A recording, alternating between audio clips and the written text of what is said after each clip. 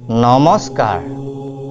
অনাদি অনন্ত কালৰ পৰা সনাতন হিন্দু ধৰ্মৰ ওম শব্দটিৰ মহত্ব আৰু তাৎপৰ্য অতি গধুৰ। ইয়াৰ ব্যাখ্যা এষাৰিতেই শেষ কৰিব নোৱাৰি।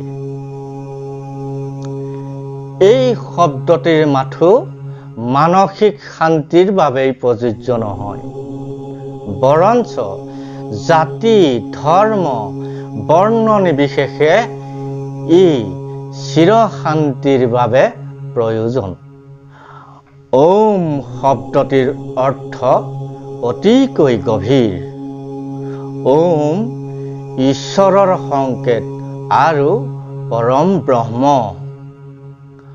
ওম অৰ্থাৎ অৰ্থ হ'ল উৎপন্ন। অৰ্থাৎ উঠা, বিকাশ হোৱা, আৰু অৰ্থাৎ মৌন হোৱা, ব্ৰহ্মত লীন হোৱা।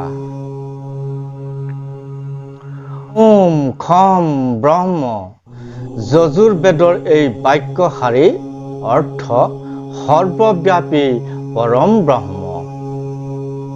ওম অবিহনে বিশ্বৰ কল্পনাই কৰিব নোৱাৰি।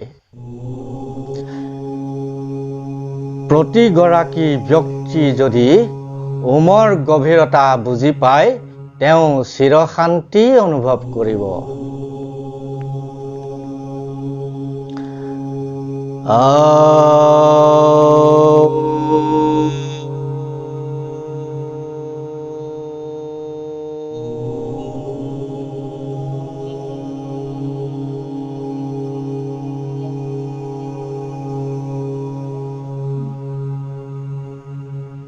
ইয়াৰ পিছৰ খণ্ডত ওমৰ উপকাৰিতাৰ বিষয়ে আলোচনা কৰিম।